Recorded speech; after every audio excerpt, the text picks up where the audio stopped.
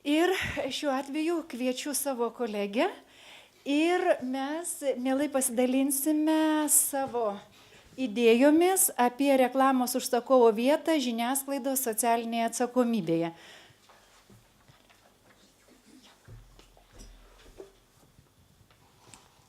Turim 2 mikrofonus, pristatinėsim duetu. Dabar,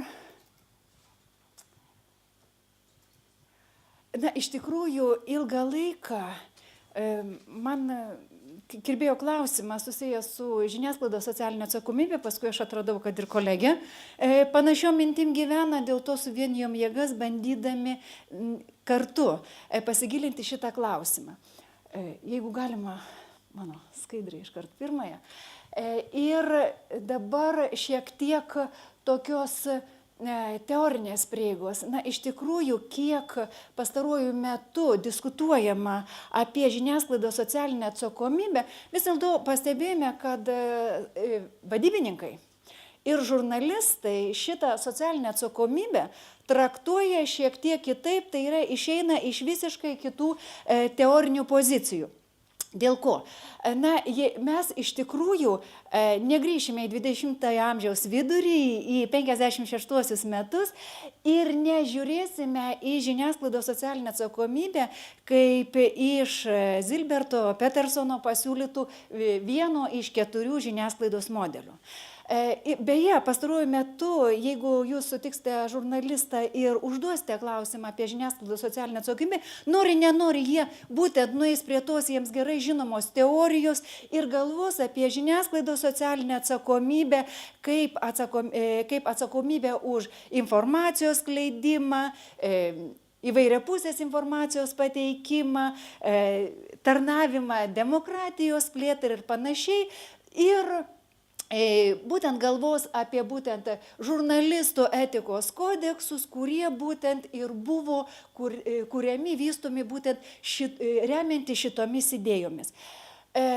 Ir būtent galvojant apie žiniasklaidos socialinę atsakomybę, konkrečiai man labai patiko vieni iš paskutiniųjų Altmepeno darbų, kuris padiktuoja truputį kitokį požiūrį į žiniasklaidą ir leidžia labai aiškiai atidalinti žiniasklaidą ir žurnalistiką. Nes šiandien, būtent jeigu mes žiūrėsime tą žiniasklaidos modelį, taip, socialinės atsakomybės, vis dėlto mes visada turim omenyje žurnalistiką, kurios mes su žiniasklaida tapatinti vis dėlto negalėtume. Žiniasklaida ir žurnalistika iš tikrųjų nėra vienas ir tas pats. Nes vėlgi kolegija kalbėjo apie būtent konkurenciją, konkurencinių santykių atėjimą į švietimą. Tai vėlgi, jeigu pažvelgsime į 20-ojo amžiaus pabaigą, vėlgi konkurencija, ten dereguliacija, privatizacija ir kiti dalykai, vėlgi pakeitė žiniasklaidos situaciją ir dėl ko dabar negalime tapatinti, nes vis dėlto žiniasklaida yra verslas, taip, yra į pelno generavimo orientuotas verslas, kuris vis dėlto pagrindinės pajamas gauna toli gražu ne iš žurnalistų sukurto turinio platinimo, taip, o būtent iš reklamos pajamų. Tai yra pajamų gaunamų už auditorijos pardavimą reklamuotojams. Taip, ir dėl to šitoje situacijoje mes turim labai aiškiai atidalinti žurnalistiką, kalbėdami apie kurią mes ir galime remtis būtent šitą teoriją, ir žiniasklaidą kaip verslą pagrindinės pajamas gaunanti iš auditorijos pardavimo reklamuotojams.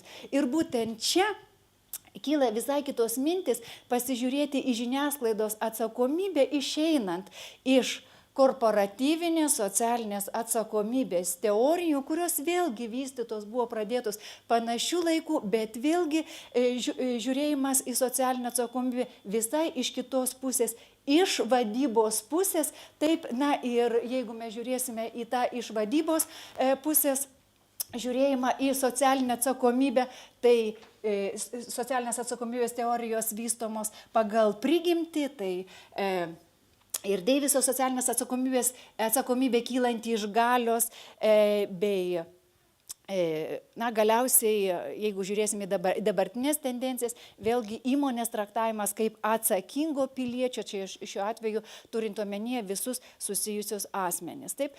Taigi, žiūrint į žiniasklaidą kaip į būtent pelno siekiančią organizaciją veikiančią tokio dvigubo produkto rinkoje, taip, tai yra jinai platina būtent šitą žurnalistų sukurtą tvarkoj, turinį, kurie vadovaujasi tai, žurnalistų etikos kodeksu, taip, bet tai yra daugiau kaip jaukas, taip, gaudyti auditoriją, kuri tampa pagrindiniu produktų, šiuo atveju parduodamų pagrindinių pajamų šaltiniu, kuris yra gaunamas būtent iš pelno, kuris yra gaunamas iš verslo organizacijų, iš reklamuotojų. Taip?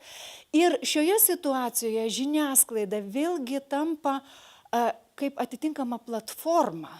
Taip, kaip atitinkama platforma suteikianti galimybę verslo organizacijoms prieiti būtent prie jų siekiamų auditorijų. Taip, kad vėlgi ir čia šiuo atveju vėlgi žiūrėti paprastai į žiniasklaidos socialinę atsakomybę ir dėti žiniasklaidą kaip pelno siekiančią organizaciją greta, pavyzdžiui, kitų paslaugas teikiančių ar produktą gaminančių organizacijų, vėlgi yra sudėtinga, nes būtent dauguma šitų organizacijų veikia ne dvigubo produkto rinkoje, jos parduoda arba produktą, arba paslaugą, taip, kaip ir tiesioginiam vartotojui. Taip, žiniasklaida vėlgi šiuo atveju atsiranda specifinėje situacijoje. Ir šiuo atveju mums diskutuojant kilo mintis, o kodėlgi detaliau nepasižiūrėti į šitą būtent reklamuotoją. Taip, dabar vėlgi pastaruoju metu socialinė atsakomybė, organizacijos socialinė atsakomybė tampa bene labai madingų terminų, taip, labai madinga savoka. Na ir jeigu mes žiūrėsime nuo 20 amžiaus vidurio, tai yra atsakomybė už visuomenės gerbuvį, taip, vėliau prisidėjo atsakomybė už aplinką, taip, aplinkosauginės idėjos. Pastaruoju metu, tai jeigu mes pasižiūrėsime į straipsnius, kurie buvo pradėti publikuoti, tai yra kažkur tai 2007 metai, dėmesys pradėtas kreipti, o reklamos socialinė atsakomybė ir idėja kaip socialiai atsakinga reklama. Taip? Bet vėlgi, jeigu mes pasižiūrėsime į būtent tyrinėjimus, visgi daugiau dėmesio yra skiriama tam reklamos turiniui, kiek jisai žalingas, nežalingas, kiek atliepia vertybės visuomenės ar neatliepia, bet vis mažiau, bet pakankamai nedaug dėmesio skiriama yra tyrimams tam kontekstu, o kurgi yra reklamuojama. Taip, šiuo atveju pametamas tas žiniasklaidos ir reklamos ryšys. Ir mums su kolegija tiesiog kilo mintis detaliau panagrinėti tą žiniasklaidos ir reklamos ryšį ir pasižiūrėti, o kokiagi ta vieta būtų to reklamos davėjo, taip, kuris perka iš žiniasklaidos šitą auditoriją, taip, tos jau šitoje pačioje žiniasklaidos socialinėje atsakomybėje. Dėl to, čia aš dabar perduosiu žodį savo kolegijai, taip, kuri detaliau pristatys tą mūsų pirmąją tyrimo dalį, taip, susijusią būtent su reklamos agentūromis. Labą dieną,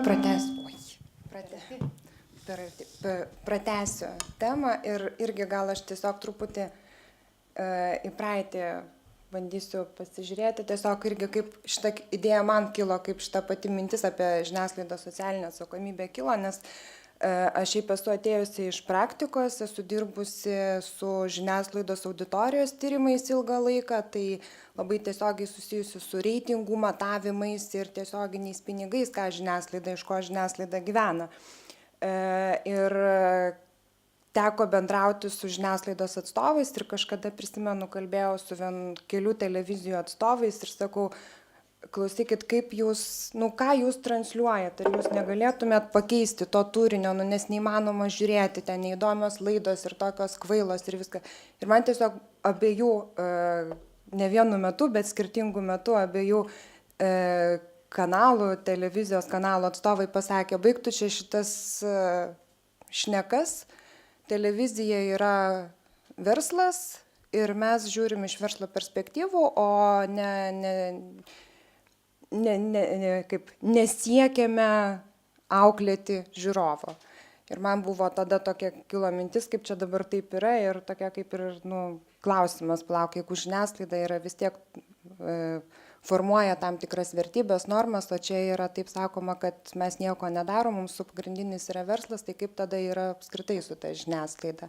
Tai vat ir tiesiog po truputį galvojant ir plėtojant ir vat su Beata kalbantis apie tą patį, tai kilo šita mintis ir vėlgi kilo ta mintis dar ir dėl to, kadangi šiuo metu aš dirbu dar kitoj, ne tik tai universitete, bet taip pat ir žiniasklaidos planavimo agentūrai, kuri tiesiogiai yra iš principo tarpininkas tarp verslo organizacijos, tarp reklamuotojo ir žiniasklaidos. Tai yra tarpininkas, kuris planuoja ir kuris formuoja arba pasako, kur reklama yra talpinama. Ir pagrindiniai reklamos planavimo principai, jeigu taip žiūrėtumėm iš praktikos ar ne, kaip yra reklama dažniausiai planuojama, į ką atsižvelgiama, tai aišku, pirmiausia yra reklaminės kampanijos tikslas ir strategija. Tai yra, ko reklamdavys, ko reklamuotojas nori, ar tai yra įvaizdžio kūrimas, ar tai yra, tarkim, žinomumo padidinimas, ar tai yra, tarkim, produkto pristatymas, tai yra ta pagrindinė strategija. Toliau yra svarbu pasiekiama auditorija, ar ne, kokią auditoriją aš noriu pasiekti, kokia yra mano tikslinė auditorija, ką jinai veikia, kas jai yra įdomu, kuo jinai gyvena. Ir trečias, turbūt pats pagrindinis dalykas, tai yra biudžetas, reklamos biudžetas, tai yra kiek aš turiu pinigų ir ką aš už tuos pinigus galiu nupirkti. Ir šiame etape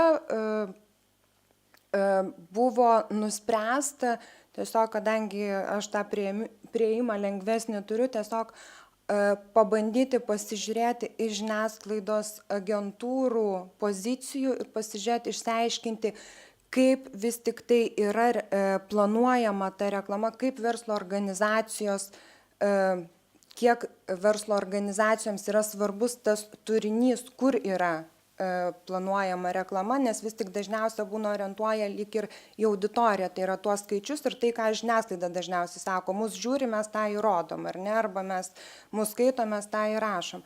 Tai vat, grinai žiūrint iš tos perspektyvos, buvo įdomu pasižiūrėti, kaip verslo organizacijos, ar joms yra įdomus turinys, kuriame reklamuojamas jų produktas, jų prekės ženklas ir kada tai yra svarbu ir kokioms kompanijoms tai yra svarbu ir kiek iš tikrųjų tas galėtų būti lyg ir žiniasklaidos socialinės atsakomybės, prielaida žiniasklaidos socialiniai atsakomybei. Buvo atlikti pagilinti interviu su žiniasklaidos agentūrų atstovais, tai yra su 2 žiniasklaidos planavimo agentūrų atstovais ir dar tiesiog pasikalbėjau su projektų vadovais, kurie tiesiogiai bendrauja jau su klientais. Kokie keli pagrindiniai dalykai, kokius galima buvo išskirti dalykus, kurie kaip pasireiškia tos prielaidos įmonių socialinė atsakomybė reklamoje. Tai galima išskirti tokius kaip ir išorinį reguliavimą ir savireguliavimą. Tai iš tikrųjų egzistuoja toks dalykas kaip išorinis reguliavimas, tai yra kai įmonės negali dėti reklamos į tam tikras laidas. Kaip elementarus pavyzdys, tai yra pavyzdžiui alkoholio priimti įstatymai, tai yra reklamos įstatymai, tabako ir alkoholio reklamai, kai tarkim tabako kompanijos išvis negali reklamuotis arba alkoholio gamintojai negali reklamuotis tam tikrų metų. Tai yra kylantis iš tokie kaip ir išorinis reguliavimas, jo negalėtumėm traktuoti kaip po tikros socialinės įmonių, tarkim, socialinės atsakomybės, nes jisai kaip ir nuleistas yra iš viršaus.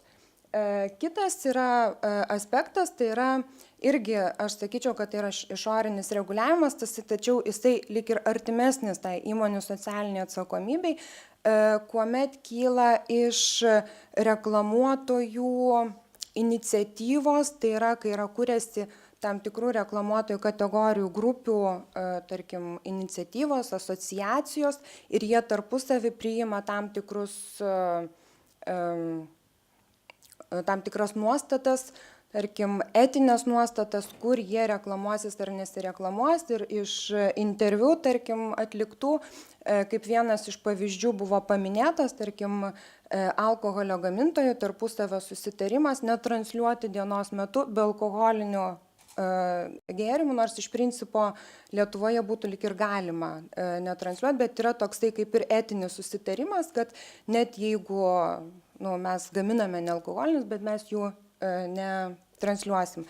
Kitas, tarkim, pavyzdys, vėlgi čia daugiau yra su tais alkoholiniais gėrimais, alkoholinių gėrimų gamintojai susijęs, pavyzdžiui, taip pat yra reklamos įstatymas Lietuvoje veikia tik tai toms įmonėms, kurios veikia Lietuvoje. Tarkim, jeigu yra rusiški retransliuojami kanalai ir jie yra retransliuojami iš Rusijos, kur iš principo galima būtų alkoholį transliuoti dienos metu, tai irgi yra priimtas toksai bendras susitarimas, kad mes vis tiek dienos metu alkoholio reklamos tose kanaluose nereklamuosime. Tai yra toksai kaip ir bendras susitarimas tos rinkos dalyvių ir tarp tam tikros, aš sakyčiau, kategorijos gamintojų tarpusavio susitarimas, toksai savireguliacija, ta išorinė daugiau. Ir trečias aspektas jau tiesiog įmonės viduje, tai ta savireguliacija, kuri vidinė savireguliacija, kylanti iš įmonės vidaus. Ir kas tai yra, kokia tai yra savireguliacija. Tai vėlgi čia iš interviu buvo paminėta, jo galima išskirti du kaip ir tos tokius savireguliacijos, kaip jinai pasižymi. Tai pirmas dalykas dažniausiai yra pasižymintis, kad vis tik tai yra reklamuotojų, kurie turi tam tikras taisyklės arba pasako, ko nenorėtų, kad būtų reklama transliuojama, kur nenorėtų, kad būtų reklama transliuojama, tai yra pageidavimai, tarkim, arba tam tikros taisyklės netransliuoti reklamos tam tikrame kontekste. Tas kontekstas gali pasireikšti tiek paros laiku, kas buvo kalbama, kaip minėjau, apie alkoholio, tarkim, reklamą, gali būti laidos tam tikro turinio, gali būti, eina kalba bendrai apie kažkokią tai žiniasklaidos priemonę. Ir kaip pavyzdys, tarkim, apie laidos turinį, tai kai kurios įmonės, kaip minėjo informantai, iš tikrųjų turi tam tikras nuostatas, kad jie nenori ir jų reklama neturi būti laidose ir ne tik laidose, bet tarkim spaudoje arba radijo laidose, susijusios su kriminalinėse laidose susijusios su smurto apraiškom, tarkim, kuriuose yra smurtas, ir erotinės laidos, tai yra dažniausia tas kontekstas, kurio nepageidauja, kur, tarkim, netgi jeigu yra siūlymas dėtis reklamą į kokią nors filmą, kaip man sakė, tai netgi iš užsakovo būdavo toksai maždaug mes nuspręsim, ar dėsim ar nedėsim į šitą filmą, tarkim, reklamą, ir paskui nusprendžiama, kad ne, mes vis tik tai nedėsim, nes jisai per daug turi smurto elementų ir jisai netinka mums pagal mūsų tuos vidinės taisyklės. Kitas dalykas, koksai atsirado čia jau Rusijos-Ukrainos krizės metu, tai būtent tas politinis kontekstas, kuris irgi gana svarbus, kalbant apie tai, kokią reklamos užsakovai kur talpina, kur netalpina, tai tas politinis kontekstas iš tikrųjų yra ir yra kompanijų, kurios sako, kad mes nenorime, kad mūsų reklama būtų transliuojama Rusijos retransliuojamose televizijos kanaluose. Tai čia yra tas nepageidavimo aspektas, tiksliau pageidavimas netransliuoti tam tikrame kontekste, kuris rodo tam tikrą socialinę atsakomybę reklamoje, būtent per kontekstą pasireiškianti įmonėse. Kitas dalykas yra tai, jog kai kurios įmonės pareiškė norą, kad jų reklama būtų transliuojama būtent tam tikrame kontekste, tam tikrose laidose. Kaip vienas iš informantų pasakė, kad noras matyti save geresnio turinio reklamose arba laidose tam tikrame kontekste, ar ne, tai irgi yra tam tikras suinteresuotumas. Ir dažniausiai tai yra žinių laidos, aktualios naujienos, tokios rimtos, solidžios. Kodėl tas yra, tai aišku, tai yra susijęs su produktų reklamuoju, su prekės ženklu reklamuojam.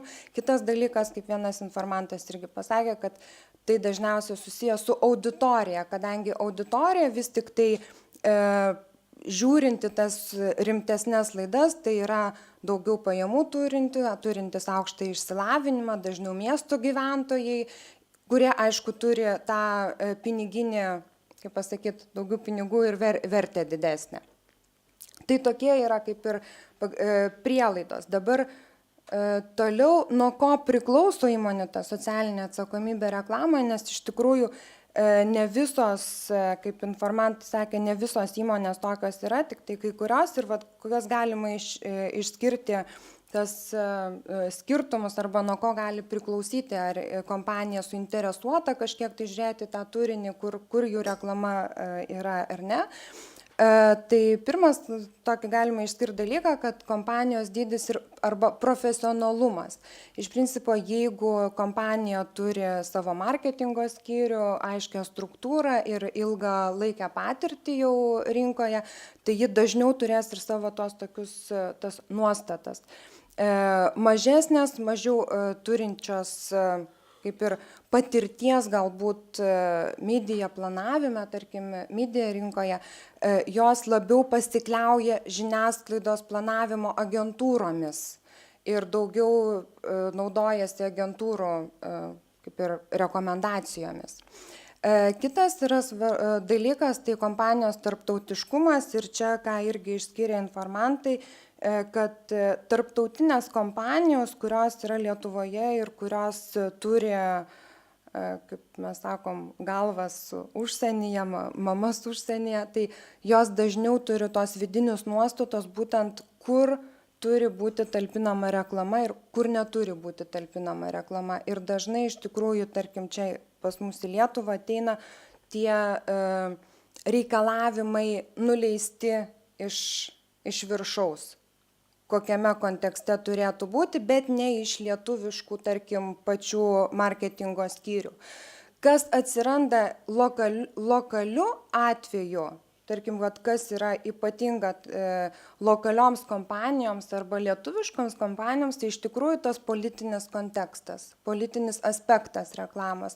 Ir tas nenoras arba nepageidavimas transliuoti rusiškose kanaluose būtent atėjo daugiau iš lietuviškų kompanijų, o ne iš tarptautinių. Tai šitas yra svarbus ir kalbant apie valdymo lygiai tas pats, kalbant apie trečią tą principą, tai yra kompanijos valdymo principą, kad irgi yra svarbu tai, ar egzistuoja marketingo apskritai skyrius arba valdymas kažkoksai tai čia vietoje ar ne. Nes tarkim yra kompanijos, kurių yra pagrindiniai centrai, tarkim, kitose rytų Europos šalyse arba, tarkim, Skandinavijoje ir tokiu atveju visiškai yra neįdomus kontekstas absoliučiai kompanijoms, tarkim, didžiosioms, kokie, tarkim, Procteris arba Unileveris, mažiau ten didžiosios kompanijos, kurios turi didelius biudžetus, joms visiškai neįdomus nei kontekstas, nei tas politinis kontekstas. Toms kompanijoms, kurios valdymą turi jau čia vietiškai, tai joms tas kontekstas tampa svarbesnis. Ir tada kyla klausimas iš tikrųjų, ar to pakanka, ar tokių prielaidų pakanka žiniasklaidos socialiniai atsakomybei vystyti.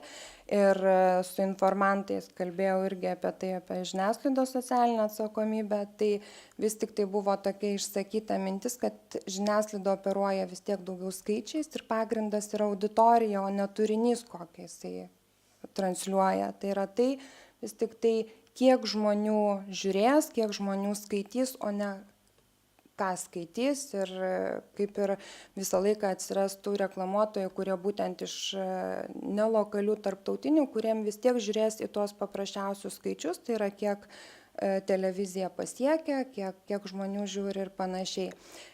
Kitas yra dalykas, kalbant apie žiniasklaidos socialinę atsakomybę, kaip jinai pasireiškia arba kaip jinai yra matoma, kur matoma žiniasklaidos socialinė atsakomybė, tai atliekant per tam tikrus socialinius projektus ir jų rėmimus. Tai yra, tarkim, buvo įvardintas Lietuvos garbės atvejais, kai televizijos imasi tam tikrų iniciatyvų pačios, organizuoja kažkokias tai, tarkim, programas, jas remia pačios ir taip lyg ir atliepia socialinės atsakomybės vaidmenį.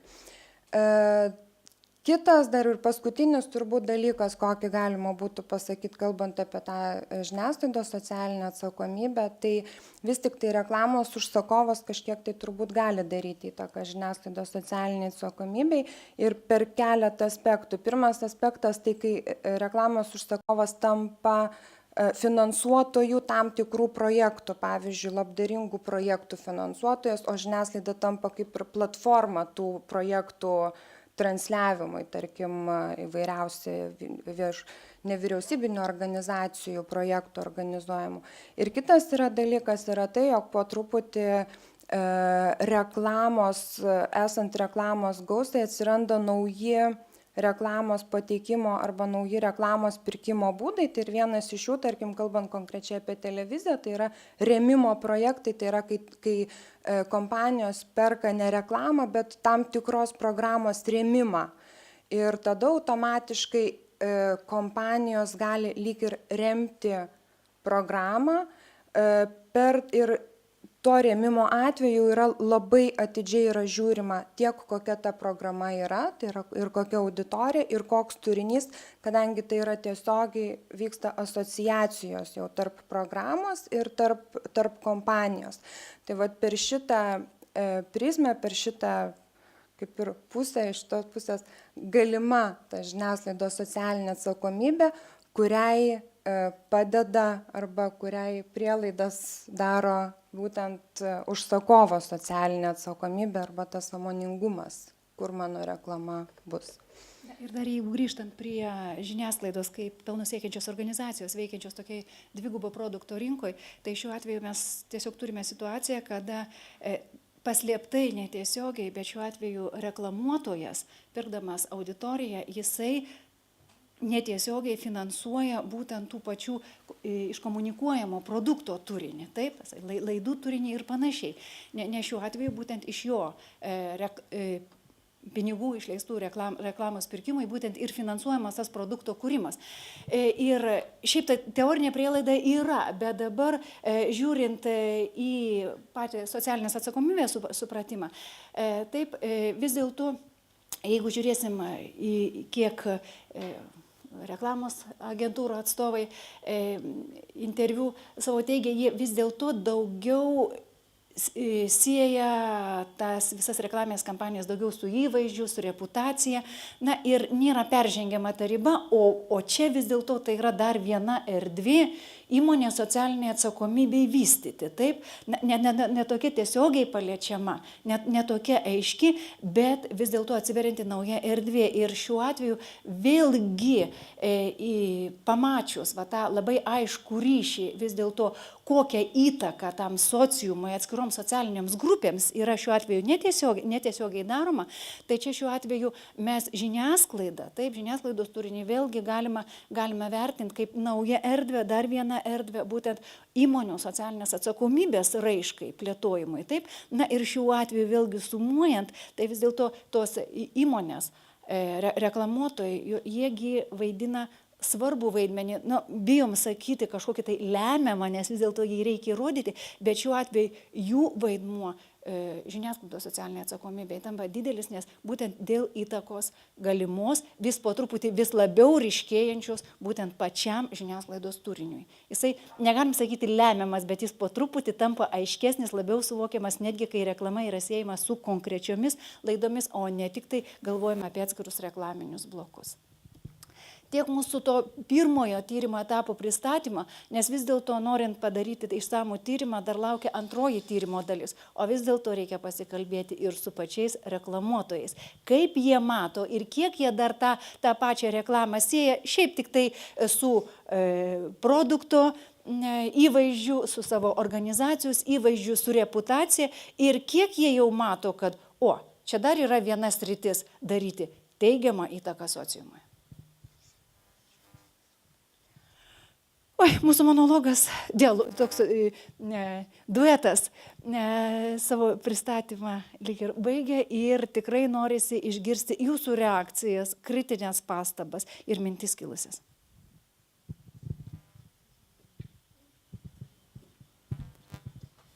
Noriu paklausti pranešėjų, susidarė toks įspūdis, bent jau man asmeniškai, kad faktas, kad, pavyzdžiui, verslas ar kažkokie konkretūs asmenys, kurie paremia žiniasklaidos socialinius projektus, tai yra kaip ir neigiamas dalykas. Ar aš čia tiesiog blogai supratau, ką jūs bandėt pasakyti? Tiesiog gal galėtumėt paaiškinti? Ne, čia kaip tik aš sakyčiau, kad neneigiamas dalykas, bet kad tai yra kaip prielaida žiniasklaidos socialiniai atsakomybei atsirasti, tas rėmimas, tarkim, tam tikrų labdaringų projektų ir tai yra suvokiama kaip irgi tam tikra socialinė atsakomybė, tai tikrai nėra blogas dalykas. Tiek paantrinsiu, tai yra šiuo atveju žiniasklaida netgi tampa platforma, tai atskirų įmonių socialinė atsakomybė reikštis ir nenori, jinai ta iniciatyva, ta socialinė atsakomybė, jinai vis tiek susijama jau ir su ta platforma, kurioje būtent reiškiasi ta konkreti įmonė socialinė atsakomybė. Irgi norėčiau pasiteirauti. Čia taip labai gražiai atskleidėt, reiškia, reklamos taip transliuotojo užsakovo. O konkretų poveikį, ar jūs neketinate įjungti dar trečią segmentą, vartotoją konkretų? Taip, ačiū už idėją, taip išplėtėt mūsų tyrimą iki trečio etapo. Mes vis dėlto, mes taip labai blaiviai žiūrime šitos dalykus, nes čia jau reikėtų visuomenės nuomonės tyrimą daryti. Taip, kas, iš tikrųjų, lyg ir apimtų ir trečią tą elementą. Kodėl nerasim rėmėją, gal padarysiu. Taip, nes iš tikrųjų ačiū, nes šiuo atveju čia ir mes teigiam, kad tai yra pirmas etapas, nes vėl tu reikia tą reklamuotojų ir tai pasižiūrėti, kiek jie tą mato kaip savo socialinės atsakomybės raiškos erdvę, taip. O galiausiai tai iš tikrųjų įdomu būtų apklausti ir būtent tą patį žiūrovą, kiek jie, su kuo jie tai sieja, kaip jie vertina tą atskirai tuos, sakykime, transliuotojus, jų atsakomybę ir panašiai, su kuo jinai yra siejama. Dėkui. Tikrai būtų visi apklausti patenkinti, nes man bent klausant, pavyzdžiui, tiek buvo klausimų iš vartotojo pozicijos. Aš tiek norėjau daug ką išsiaiškinti, bet tai yra, sakykime, tiesiog nesusijęs su tema iš profesionaliosios pusės, bet jūs turit labai daug tokių kabliukų, kur tikrai su malonumu žmonės jums padėtų. Būtų geras tyrimas, didelis. Ačiū labai didelis. Taip dar, prašau. Aš noriu papildyti, aš sugalvojau dar ketvirtą segmentą, nes yra reklamos kūrėjai, kurie irgi turėtų dalinti socialinę atsakomybę. Jūs planuojate apimti, įtraukti? Su reklamos kūrėjais mes čia kaip tik tai norėjom nuo jų šiek tiek atsiriboti, nes kaip tik tai pastaruoju metu, ypač kalbant apie reklamos socialinę atsakomybę, kaip tik tai daug tyrimų yra daroma ir šiaip dažnai tie tyrimai tai yra reklamos kūrėjas labai artimai bendradarbiauja su būtent su pačiu reklamuotoju, taip, nes vis tiek jisai tą lemiamą žodį, jam priimtinas, nepriimtinas turinys. Va čia į turinį mes kaip tik tai nenorėtume lysti ir mes norėtume pačiupinėti kaip tik tą sritį, kuri kitų mokslininkų yra šiek tiek apleista. Tai yra kontekstas, kuriame ta reklama yra talpinama. Nes iš tikrųjų, žiūrint, kad ir paskutinių 7 metų darbus iš tikrųjų yra labai daug. Taip, sakykime, to turinio, reklamos turinio, kiek socialiai atsakingas, kokį poveikį sociumui daro. Mes tiesiog jau nenorėtume įsijungti prie šitos gana tokios skaitlingos grupės, o pasižiūrėti ir padirbėti ten, kur kiti dar užleidę kontekstą.